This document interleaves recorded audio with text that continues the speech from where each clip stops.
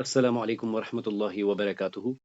الحمد للہ والصلاة والسلام علی رسول اللہ واشهد ان لا الہ الا اللہ وحدہ لا شریک لہ واشهد ان محمدا عبدہ ورسولہ نبینا محمد وعلی آلہ واصحابہ اجمعین آمین یا رب العالمین۔ اللهم صل على محمد وعلى آل محمد كما صليت على إبراهيم وعلى آل إبراهيم إنك حميد مجيد اللهم بارك على محمد وعلى آل محمد كما باركت على إبراهيم وعلى آل إبراهيم إنك حميد مجيد۔ تو آئیے آگے جانے سے پہلے اپنے پچھلے درس کا ہم مراجعہ کریں گے۔ تو آپ میں سے کون ان اوپر دیے گئے 4 کلمات کو ایک بار پڑھتا ہے؟ لعلكم خيركم عجبا يسرنا بہت شکریہ، جزاک اللہ۔ یہ جو فل ان دا بلینکس ہیں ان کو مکمل کرتے ہیں۔ فقالوا إنا سمعنا قرآنا عجبا جزاک اللہ۔ إنا أنزلناه قرآنا عربيا لعلكم تعقلون جزاک اللہ۔ ولقد يسرنا القرآن للذكر فهل من مدكر جزاک اللہ۔ قال رسول الله صلى الله عليه وسلم خيركم من تعلم القرآن وعلمه۔ جزاک اللہ۔ ان کو فلو میں ایک بار سنتے ہیں۔ فقالوا إنا سمعنا قرآنا عجبا إنا أنزلناه قرآنا عربيا لعلكم تعقلون ولقد يسرنا القرآن للذكر فهل من مدكر قال رسول الله صلی اللہ علیہ وسلم خیرکم من تعلم القرآن وعلمہ۔ تو اسے اپنی اپنی جگہ پر محفوظ کیجئے، اسے یاد کر لیجئے، کیونکہ یہاں سے ہی ہم نے اس سفر کا آغاز کیا ہے۔ تو آج اللہ تعالیٰ کی توفیق سے ہمارا تیسرا دن ہے۔ پہلے دن ہم نے تھوڑی سی موٹیویشن لی، اس کے بعد کل ہم نے حروف الہجا کے بارے میں بات کی۔ آج ہم حرکات یعنی ووول سائنس کے بارے میں بات کریں گے۔ الیوم سنتعلم، آج ہم کیا جانیں گے؟ حروف الہجا بدون الحرکات، یعنی حرکات کے بغیر حروف الہجا، اس کی دہرائی کریں گے۔ اور خاصتاً آج ہم جانیں گے انواع الحرکات، یہ جو حرکات ہیں ان کی کیا ٹائپس ہے، یعنی جو حرکات اصلیہ وہ کون سی ہے۔ اس کے بعد ہم اصوات حروف الہجا مع الحرکات، ان حرکات کے بعد ان حروف الہجا کی آوازیں کیسی بنتی، اور آخر پر ہم جانیں گے التنوین، یہ تنوین کیا ہوتی ہے، وہ انواع التنوین، اور تنوین کے اقسام کیا کیا ہیں۔ تو آگے جانے سے پہلے اس حدیث مبارک کو ایک بار پھر سے سنتے ہیں جو کہ جامعہ ترمذی میں ہے۔ اس کے راوی عبداللہ بن مسعود رضی اللہ تعالی عنہ ہے۔ وہ کہتے ہیں کہ رسول اللہ صلی اللہ علیہ وسلم نے فرمایا من قرأ حرفن، جس نے ایک حرف پڑھا من کتاب اللہ، اللہ کی کتاب سے، فلہ بہ حسنہ، اس کے لیے ایک نیکی ہے، والحسنۃ بعشر امثالہا، اور ایک نیکی کے 10 گنا نیکی ہے، یعنی ایک حرف پر 10 نیکیاں ہیں۔ لا اقول، میں نہیں کہتا، الف لام میم حرفن، الف لام میم حرف نہیں ہے، بلکہ ولیکن الف حرف، لام حرف و میم حرف، الف حرف ہے، لام حرف ہے اور میم حرف ہے، یعنی بس الف لام میم ادا کرنے سے 30 نیکیاں ہمیں ملتی ہیں۔ تو دیکھ لیجئے کل ہم نے اصوات الحروف الہجا بدون الحرکات دیکھی، ہم نے اسے دیکھا الف با تا ثا جیم ح خ دال زا را زا سین شین صاد طا ظا عین غین فا قاف کاف لام میم نون ہا واو یا۔ اس میں سے ہم نے دیکھا یہ الف، واو اور یا یہ حروف علت کہلاتے ہیں۔ مزید ہم نے یہ بات بھی کی کہ کچھ کہتے ہیں حمزہ الگ ایک حرف ہے، یعنی ان کے مطابق یہ تعداد پھر 29 ہے، لیکن اور ایک راجح قول یہ ہے کہ نہیں، جب الف پر ہی زبر زیر پیش یا سکون لگتا ہے تو ہم اسی کو حمزہ کہتے ہیں۔ مزید ہم نے اس کے یعنی کتابت کے بارے میں دیکھا، ہم نے ایک لائن یہاں پر ڈرا کر لی تھی اور اس لائن نے ہمیں بتایا تھا کہ کون سا حرف کہاں لکھا جاتا ہے۔ تو جیسا ہم نے دیکھا کہ جیم ہا خا را اور زا، ان کا آدھا سٹروک لائن کے نیچے آتا ہے۔ وہیں اگر آپ یہی قاعدہ اس پر بھی اپلائی کریں گے تو آپ کو معلوم ہو جائے گا کہ سین شین صاد ضاد عین اور غین اس کا بھی ایک سٹروک جو ہے لائن کے نیچے آتا ہے۔ اسی تسلسل کے ساتھ یہاں پر بھی آپ اس قاعدے کو دیکھ لیجئے، فا بالکل لائن کے اوپر، جبکہ قاف، لام اور یہ والا میم اور نون اور واو اور یا ان کا آدھا سٹروک لائن سے نیچے جاتا ہے۔ اس کے بعد ہم نے دیکھا کہ جب حروف الہجا استعمال ہوتے ہیں اگر تو یہ سامنے آتے ہیں تو ان کی تشکیل یوں ہوتی ہے۔ اس میں ہم نے دیکھا الف، دال، زال، را، زا، واو، یہ چونکہ آگے ملتے نہیں تو لہٰذا ان کی جو اصلی پوزیشن ہے بدایا میں بھی یہ یوں ہی آتے ہیں، جبکہ باقی آپ دیکھیں گے جیسے با دیکھ لیجئے، تا دیکھ لیجئے، ثا دیکھ لیجئے، جیم دیکھ لیجئے، یہ پوری جو ان کی شکل ہے وہ کھو بیٹھی ہے اور اس کے آگے ایک سٹروک ہے جو کہ اس کو آگے ملانے کے لیے تیار کرتا ہے۔ مثلا آپ سین کو ہی دیکھ لیجئے، اس میں دراصل ایک لوپ ہے ایسا، لیکن جب ہم نے اس کو سامنے لانا ہے، مثال کے طور پر ہم لکھیں گے سمک، یہ دیکھ لیجئے سمک لکھ لیا، تو یہ دیکھ لیجئے یہ سین ہے اور اس کا یہ سینٹرل سٹروک ہے۔ اگر ہم اسے صحیح طریقے سے لکھنے کی کوشش کریں گے تو ہم نے یوں لکھ لینا ہے، یہ ہے سین اور یہ ہے میم اور یہ ہے کاف، یعنی یہ ہے سمک یا سمکن۔ حرف چونکہ بیچ میں بھی آتا ہے تو بیچ میں ہم نے دیکھا الف تو بیچ میں نہیں آتا، یعنی یہ اینڈ پر ہی آ سکتا ہے۔ جیسے فرض کر لیجئے ہم نے لکھنا ہے قول، تو یہ ہے قول، تو الف کے بعد ایک سپیس ہے، کیا پتا چلا کہ الف آگے نہیں ملتا، یعنی اصلاً الف دو کلموں کو جوڑ ہی نہیں سکتا۔ اسی طرح یہ جو ابھی ہم نے اسی فیملی میں دال، زال، را اور زا دیکھا اور واو، یہ چونکہ آگے نہیں ملتے تو اصلاً ہم کہتے ہیں کہ یہ بیچ میں آ ہی نہیں سکتے کیونکہ یہ آگے ملتے نہیں، تو ہم یوں کہتے ہیں کہ اس کی جو سیکنڈ سینٹرل پوزیشن اور لاسٹ پوزیشن ہے وہ سیم ہے۔ مثال کے طور پر یہ ورڈ دیکھ لیجئے، یہ ہے جد، تو اس میں دال اینڈ پر ہے، وہیں آپ دیکھ لیجئے مثلاً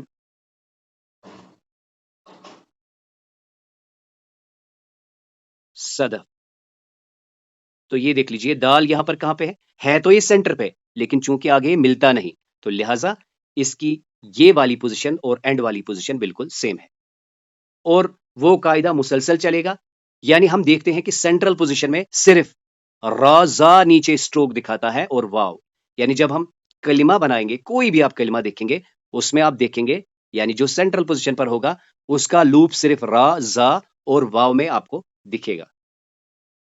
جی ابو ذر صاحب اپنا ہاتھ ہٹائیے۔ اب اور ایک چیز دیکھ لیجئے، یہ جو تین حروف ہیں جیم، ہا اور خا، اردو میں ہم ہا ہو، جیم ہو یا خا ہو اسے یوں ملاتے ہیں، لیکن عربک میں یعنی اسے یوں لکھا جاتا ہے، یعنی ہا جو ہے ہا سے پہلے سٹروک ایسے آئے گا، ایسے، اور پھر یوں چلا جائے گا۔ یہ دیکھ لیجئے یہ اردو نطق کے حساب سے ہم نے یعنی اردو رائٹنگ کے لحاظ سے ہم نے لکھا ہے تحت، جبکہ عربی میں اسے یوں لکھا جاتا ہے، یعنی جو کنیکٹنگ لنک نیچے سے ہی ہا کے نیچے آ جاتی ہے۔ یعنی مثال کے طور پر اگر ہم مصحف کھولیں گے ہم دیکھیں گے الحمد، تو یہ یوں لکھا جائے گا، یعنی یوں، جبکہ اگر ہم اردو میں اس کو تو ہم اسے یوں لکھتے اسے اردو میں اردو کے حساب سے۔ اب دیکھ لیجئے یہ ہے نہایا والی پلیس، ان پر تو ہم نے بات کر لی کہ یہ نہایا یعنی اینڈ پہ اور سینٹرل پوزیشن پہ بالکل سیم آتے ہیں۔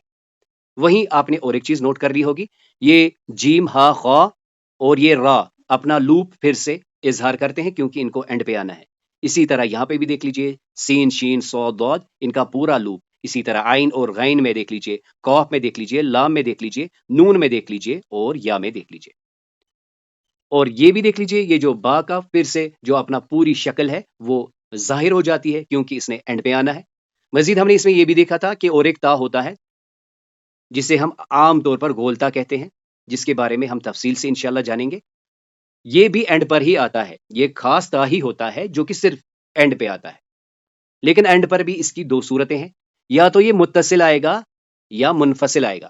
مثال کے طور پر کل بھی ہم نے دیکھا تھا، مثال کے طور پر ہم لکھیں گے بقارہ یعنی بقاراتن، تو اس میں یہ فریلی گھومتا ہے، اسے ہم منفصل کہیں گے، ہے یہ بھی اینڈ پر۔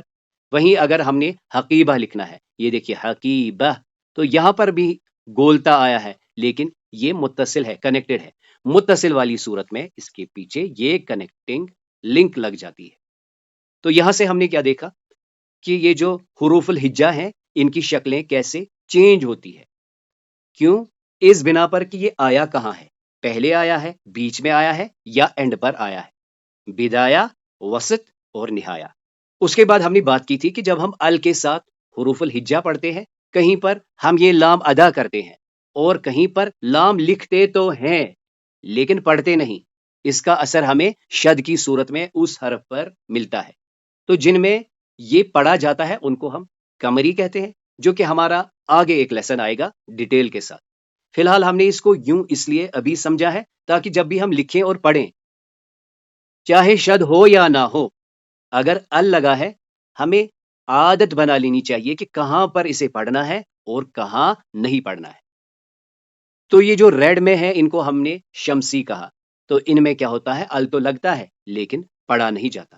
اسے ہم نے یوں دیکھا تھا، یہاں پہ ہم نے پڑھا الالف، یہاں پڑھا الباء، جبکہ یہاں التاء، الثاء، الجیم، پھر سے الجیم، الحاء، الخاء، پھر سے یہاں دیکھ لیجئے الدال، الزال، الراء، یعنی کئی تو ایسے ہیں جن پر ہم ال لگانے کے بعد اس لام کو پڑھتے ہیں لیکن کہیں پر ال لکھا تو جاتا ہے لیکن پڑھا نہیں جاتا۔ اس صورت میں وہ حرف جس سے پہلے کہ ال آیا ہے وہ ایک شد لے لیتا ہے۔ تو آئیے ایک کوشش کرتے ہیں، اس کو ہم ال لگائیں گے، یعنی یہاں پر ہم لکھیں گے نہیں لیکن اس کو ال کے ساتھ پڑھیں گے۔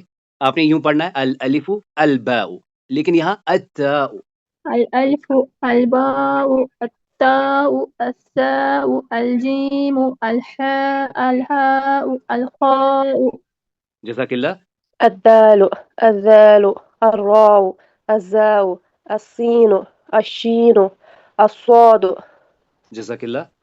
الضاء الطاء الظاء العين الغين الفاء القاف. جزاک اللہ۔ الکاف اللام المیم النون الواو الحاء الیاء. جزاک اللہ۔ تو اب آئیے، اب ہم آج کے لیسن کی طرف آئیں گے۔ آج ہم پڑھنے جا رہے ہیں حرکات، یعنی حرکات کیا ہوتی ہے، جو ایک حروف الہجا میں ایک خاص آواز دیتی ہے۔ اس میں ہمارے پاس 3 مین حرکات ہیں۔ پہلی ہے الفتحہ، جسے ہم عادتاً زبر کہتے ہیں، فتحہ۔ دوسری ہے کسرہ، جسے ہم زیر کہتے ہیں، اور تیسری کیا ہے، ضمہ، جسے ہم پیش کہتے ہیں۔ اس تصویر کو یہاں دیکھ لیجئے، یہاں پر یہ جو جہاز ہے یہ اوپر ہے اور یہ کلاؤڈ بادل جو ہے یہ نیچے ہے۔ تو جو چیز اوپر ہوتی ہے اسے ہم فوق کہتے ہیں، فوقہ، اور جو نیچے ہوتی ہے اسے ہم تحت کہتے ہیں۔ یہ فتحہ اور یہ ضمہ یہ دونوں اوپر لگتے ہیں، یعنی فتحہ بھی فوق الحروف لگتی ہے اور ضمہ بھی فوق الحروف لگتی ہے۔ جیسے یہاں دیکھ لیجئے، یہ ہے با کے اوپر فتح لگی ہے، یہاں پر با کے اوپر ضمہ لگا ہے، تو اسے کیسے پڑھتے ہیں، با، اور اسے کیسے پڑھتے ہیں، بو۔ وہیں اسے دیکھ لیجئے، یہاں پر یہ جو حرکت لگی ہے یہ حرکت نیچے لگی ہے، تو ہم کہیں گے یہ تحت ہے، تحت الحروف۔ یہ ہے بیسک 3 حرکات، یعنی فتحہ، کسرہ اور ضمہ، فتحہ، کسرہ، ضمہ۔ فتحہ اور ضمہ اوپر لگتی ہے جبکہ کسرہ نیچے لگتی ہے۔ اس کے ساتھ ہم نے یہ بھی جانا فوقہ کا مطلب اوپر اور تحت کا مطلب نیچے۔ تو آئیے اب ہم اس کی مشق کرتے ہیں۔ آپ نے کیا کرنا ہے، آپ نے اس میں سے جو فتح والے ہیں ان کو پڑھنا ہے۔ جی بسم اللہ کیجیے۔ ا س کھ ر ش ط گ ق ن ی۔ جزاک اللہ، بارک اللہ۔ اب آپ میں سے کون یعنی کسرہ والے پڑھے گا؟ بے جے دے جے سے زے اے لے اے۔ جزاک اللہ۔ جی اب آپ میں سے کون ان کو ضمہ کے ساتھ پڑھے گا؟ جی۔ تو حو ذو سو دو او قو مو وو. جزاک اللہ. اب ہم کیا کرتے ہیں، لائن وائز اس کو ملا کے پڑھتے ہیں، تھوڑا سا آپ کو احتیاط کرنا پڑے گا. ا بی تو سا جی ہو کھا دی زو را زی. جزاک اللہ. ظ ظ ظ ط ظ عو غ. جزاک اللہ. جی ح ق ق ل م ن ہ و یا. جزاک اللہ. اب ہم بات کرتے ہیں حرکات یا علامات کی، العارضہ یعنی جو عارضی ہے، کیونکہ ہم نے کہا بیسیکلی ہمارے پاس 3 حرکات ہیں، فتحہ، کسرہ، ضمہ. تو یہاں پر یہ جو علامت العارضہ ہیں یہ 2 ہیں، ایک ہے سکون اور دوسری ہے تشدید. یہ سکون جو ہے یہ بھی فوق الحروف ہوتا ہے، اور یہ جو تشدید ہے یہ بھی فوق الحروف ہوتا ہے. یہ جو سکون ہوتا ہے یا تو یہ ایک گول شکل کی صورت میں لکھا جاتا ہے یا یہ دال نما صورت میں لکھا جاتا ہے. اسے کئی جگہوں پر ہم یوں یعنی جو 7 کی سمبل ہے ویسے بھی لکھا جاتا ہے. تو ہم اپنے اس کورس میں زیادہ تر دال نما صورت اور کہیں پہ اسے یوں گول کی صورت میں دیکھیں گے. تو یہ سکون جو ہوتا ہے جو کہ راؤنڈ یا دال نما ہوتا ہے یا 7 کی طرح لکھا جاتا ہے، یہ حرف ساکن کہلاتا ہے. اس میں دراصل حرکت نہیں ہوتی، یعنی یہ حرف ساکن جو ہوتا ہے جیسے یہ با ساکن ہے یہ بلا حرکت ہوتا ہے. اور کہتے ہیں اگر آپ نے کسی کی اصلی آواز سمجھنی ہے تو آپ نے اس کو ساکن کر دینا ہے. اب بات کرتے ہیں تشدید کی. تو یہ تشدید بھی فوق الحروف ہوتی ہے اور یہ حرف کے اوپر یوں لکھی جاتی ہے. اور اس کا مطلب کیا ہوتا ہے؟ اس کا مطلب ہوتا ہے تضیعف الحرف، یعنی حرف کا اضافہ. یعنی اس کا مطلب ہوتا ہے کہ یہ 2 بار ہے. جس حرف پر یہ علامت ہوتی ہے اس کا مطلب ہوتا ہے کہ یہ 2 بار ہے. مثال کے طور پر ہم لکھیں گے یہاں پہ اب یا ابن لکھیں گے، اس کا مطلب ہے یہ با جو ہے یہ 2 بار ہے.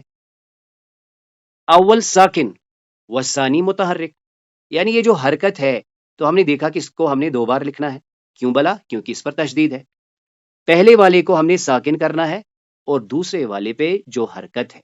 اب آپ اسے پڑھیں گے تو کیا؟ ابن، یعنی اس میں تکرار آتی ہے، دوہری تکرار آتی ہے جسے ہم کہتے ہیں مرتین.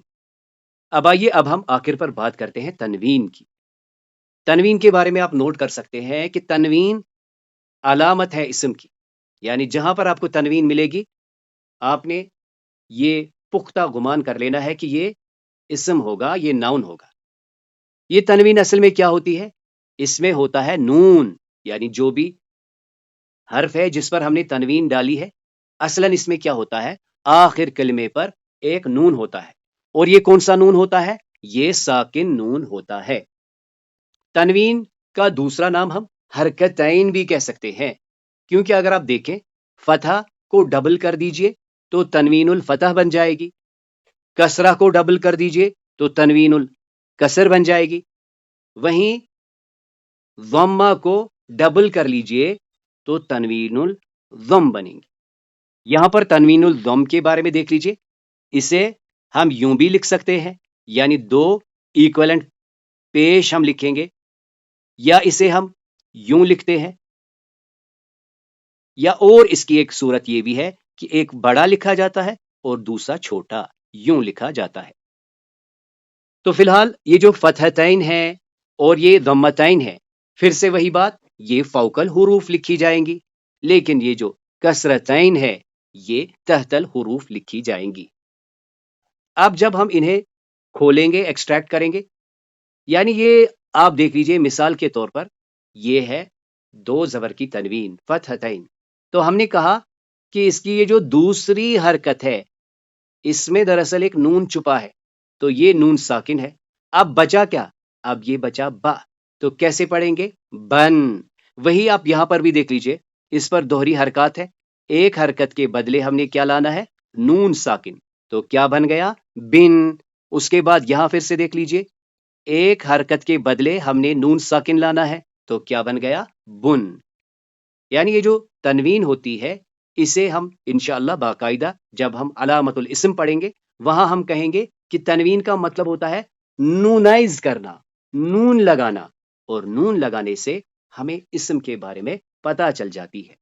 اب اور ایک چیز جس پر کہ ہم بات کریں گے وہ یہ ہے کہ وصلن تو ہم کیا پڑھتے ہیں؟ کتابن، کتابن، کتابن۔ اور ایک چیز ہمیں یہاں پر نوٹ کر لینی ہے کہ یہ جو فتحتین ہے، یہ جو فتحتین ہے جب اسے ہم لکھتے ہیں عادتاً ہم اس تنوین کے بعد یا تنوین ایک زائد الف کے اوپر لکھتے ہیں۔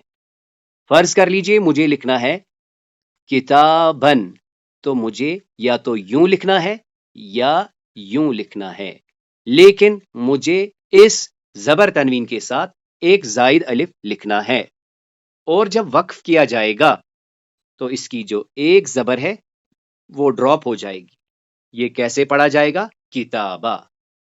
وہیں ہم نے اور ایک قاعدہ اس میں یاد رکھنا ہے کہ یہ زائد الف ہر جگہ پر نہیں لگتا، اس کی کچھ استثناءات ہیں، کچھ ایکسیپشنز ہیں۔ اس میں سے پہلی ایکسیپشن یہ ہے گولتا۔ جب اینڈ میں گولتا ہو، وہ چاہے متصل ہو یا منفصل ہو، جیسے آپ نے دیکھا بقراتن، جب آپ بقراتن لکھیں گے تو آپ نے زائد الف نہیں لگانا۔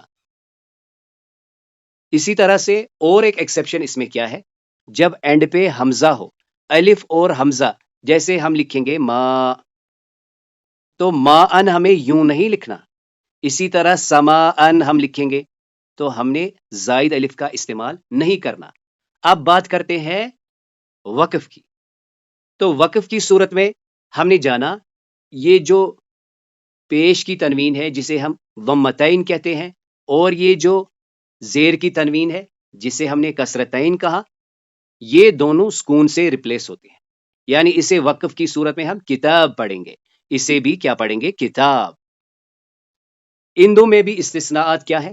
اگر کلمہ گولتا سے اینڈ ہوتا ہے، ایک تو یہ ساکن ہوتا ہی ہے اور اس کے نقطے بھی اڑ جاتے ہیں، یعنی ہم اسے وقفاً کیا پڑھیں گے؟ فاطمہ، فاطمہ۔ اور یہاں پر بھی قاعدہ کیا ہوگا؟ اسے بھی ہم فاطمہ ہی پڑھیں گے، یعنی کتابن سے کتاب، وہیں فاطمتن سے فاطمہ، کتابن سے کتاب، فاطمتن سے فاطمہ۔ اب کرتے ہیں بات زبر تنوین کی۔